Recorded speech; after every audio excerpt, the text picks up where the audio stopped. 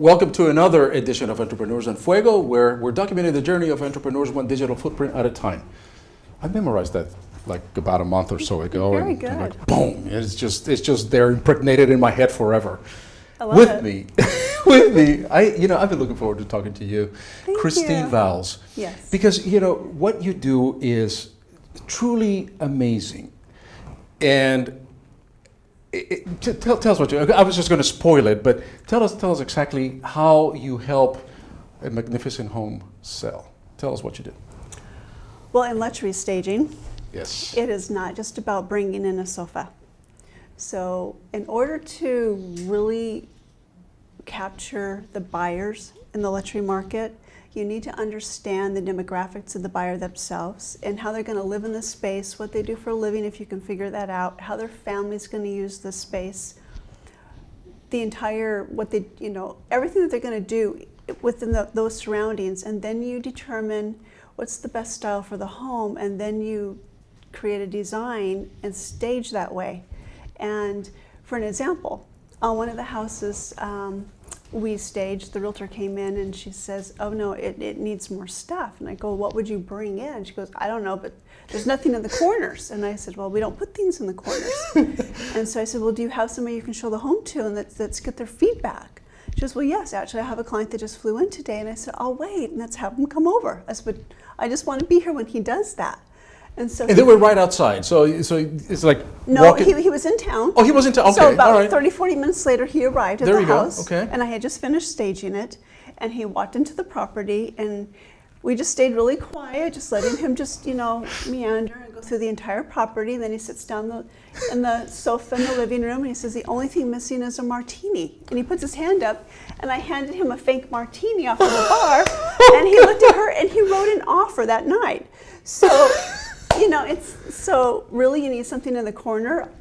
He wrote an offer that night. So that was my second house I've sold in less than 24 hours based on the staging. And that home was on the market for 130 days prior to me staging it. And here is why I admire what you do, because it requires creativity. It Yes. requires vision. Mm-hmm. It requires somebody to trust your idea of what this place will look like. Right. And that is taking a step Yes. into the unknown. Yes, I completely submerged myself into the entire home, into the entire project. I have a house I'm doing tomorrow, as a matter of fact.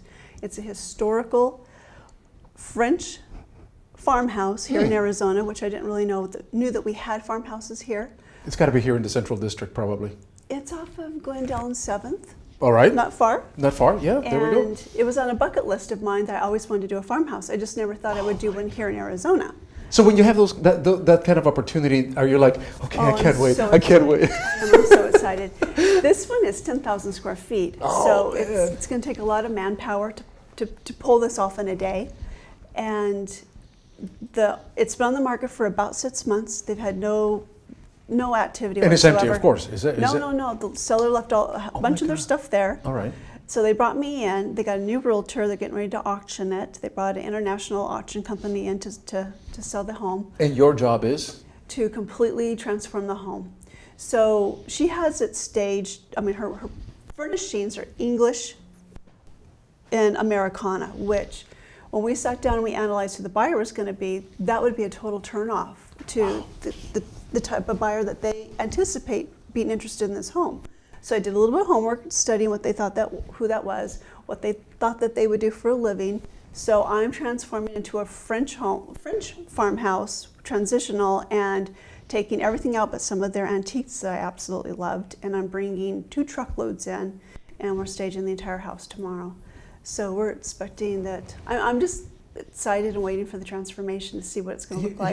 You're gonna have to send me the before and after pictures. Yes, yeah. And the I've been results, taking and then them, we'll definitely follow up on this thing. So, how did you get into this staging business? Because this show is all about entrepreneurs, and Right. and there are people out there who may have that vision that you have to stage things to. When there were kids. Did you Right. play with little things, putting them together? I mean, you have to have had a process to get to here. Yeah, well, whenever my mother took me to a friend's house or my grandmother's house or any house for that matter, I didn't want to sit and play. I wanted to move things. I literally would rearrange the entire room. It drives me nuts. If I see something out of place, I fix the art, I would dust, I would change their entire china cabinet to you know. And my mom's like, what are you doing? But I was so occupied, I just loved that. And I always knew growing up that I would either design, build, or sell real estate. Well, now I've done all three. So I've designed homes, I've built my own homes, I've got about 150 flips under my belt, having gone in, determined everything, gutted it, and then we flipped them. I worked with realtors and investors on their properties, and now I focus mainly on the luxury market. And it's amazing. I'm just loving it. It sounds to me, though, that your passion is really, because when you're describing, the staging and what you did and everything, it sounds to me like that's really your passion, is just kind of taking an empty room or even a cluttered room, emptying it, and putting your vision right there. This is how this thing is going to look good. But I also have to listen to the clients. So I have a realtor who just called me, and she just moved in with her boyfriend for the first time that they've merged together. His furniture was merged. I love the way that you put it. Merged. So I'm using her term. He had contemporary furniture and she had Tuscan, and they didn't want to purchase anything new until they were going to purchase their own home. This was a lease, and all their family was coming for Christmas. So I spent 2 days with them, and I went through their entire home to understand how they live in their space, what they like to do, what their favorite room is, how do they interact with each other while they're there, how do the kids act, where they want the guests at. And then I spent 2 days just moving all their stuff around, decided what was staying, what wasn't staying. It's because contemporary and Tuscan don't technically go together. Of course not. You can merge a lot of genres together, but those aren't two that you typically would merge together. So it turned out, okay. They're very happy with the space. They're happy with the space, yeah. Do we have too much clutter in our life? Absolutely, I do too. Can we just kind of get rid of like half of our stuff, and our homes, our environment would look less is more. Yes? Less is better. Oh, I'm telling you, yes. Absolutely. We all have too much. What is this obsessive compulsion that we have for hoarding things and just getting so fearful of getting rid of these things? Well, people work so hard to acquire things, and once they get them, they don't want to let it go, or they're sentimental. They have a lot of memories to it. And I was exactly the same way till I started this little over 2.5 years ago. Now I look at my house after I'm going through all this space every single day, and I come home and it's just like, I have too much on that coffee table, and my husband. I was going to say, do you drive your husband crazy? Yes. Your husband, you're like, honey, just it's okay. Let me have my inflatable, Budweiser. Don't mess with my recliner. Because he sat there and he says one night, he says, the good thing is if we ever had to sell our home, which he goes, we have no plans of because we designed the home, that's our retirement home. Right. He says, we don't have to do anything. I said, actually, all this has to go.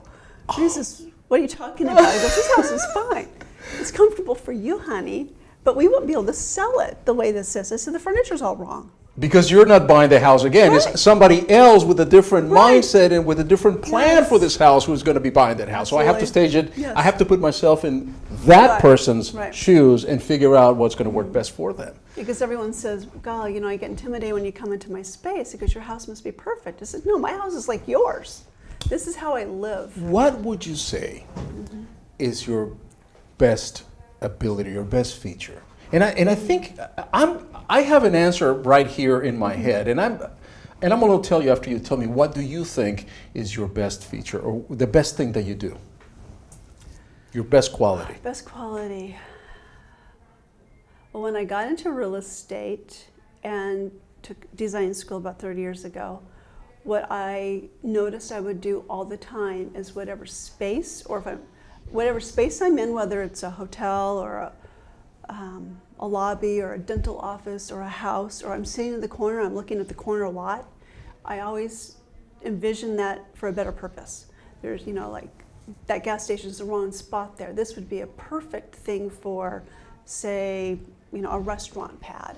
And then if I'm inside a house, it's like this room would really be much better as a working office, or this space would be better as a media room, or I can see things totally different. Or if it's the perfect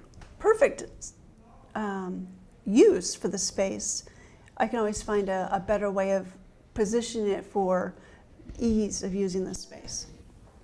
I think that your best quality is that you listen. Yes. Yeah, true. Because that's where it all starts, right? And while you're designing, I mean, I can see you walking into an environment, and the realtor is like, da, da, da, da, da, da, da, da, and you're listening to that realtor or to that client. Right. And as you're listening, you're defining the space. I am. And you're painting it already. I'm Okay, watching I got it. And I think Yes. that Right. process has to be just fascinating. To me, I mean, that is a creative process. It's exhausting too. When I get in my car, I'm just like, wow, how'd I do that? It's and gotta be. So I'm grateful for it. It's, I'm grateful that I have that tool. Yeah, in my man, head. it's just Yeah. amazing. It's just amazing to Yes. have. Well, I hope you liked our space. I love your space. Did you walk in here and you go like, okay, I could do this, and just start rearranging things? This space has got, I call it yummy. I called my husband, but I said I was just in a yummy space. Yummy space. And he says, what does that mean? And I said, it's just the textures. I said, I said, you've got the brick, and you got the old, and you got the new. And I said, it's eclectic. I said, it's just so fun. It's vibrant. I said, there's not a space that you walk through that's not a nice surprise. And when I stage, I like having a surprise. Wherever you go, there's a little bit of element of surprise. Nice. And you have an element of surprise all over. Your door has element of surprise. You've got the tile on there. The little detail. Yeah. People don't pay attention to the little detail until it's not there. And when it's not there, then they're just like, oh, what happened? There's nothing here. But you have surprises every corner. So I really like this space. It's my yummy space. So I'm going to have to quote you on that yummy space, it's Kristine. my yummy space. I do. I like this space. And I do also notice when things are missing, when they are missing. Right. And what this space was missing was you. Oh, you're sweet. Thank But you. now you're here. And Thank we're you. happy about that, and we're better for it. Thank you. And thank you for your story, and I appreciate it. And man, you're gonna have to come back. I mean, I can talk to you forever because I Yes, love these love things, this, man. yes. I just So you love. gotta check out my site. You gotta go to my website, Which is www.theluxurylook.com. theluxurylook.com. Yes. For anybody that is watching this interview and they want to become you, I would hope that there's somebody out there, an entrepreneur going, she inspired me to be a designer, she inspired me to be a flipper, she inspired me to be a realtor, she inspired me to be that person. And because your story is fascinating. launching She's got just passion. I'm putting a team together, and I'm launching a course in February on coaching and training for you to just basically do this yourself. And I have 2 people that I've chosen here in Arizona to shadow me tomorrow at my bucket list staging tomorrow. So I'm You're pretty awesome. excited to have somebody else You're with me awesome. in the space. You're awesome. You're Pretty fun. absolutely awesome, and I love this interview because you have that passion and that creativity, which Thank you. of course, you look at this space. I love this space, yes. It's a yummy space. It is a yummy And with that, Thank you. we're out. Welcome to the remix. Kristine.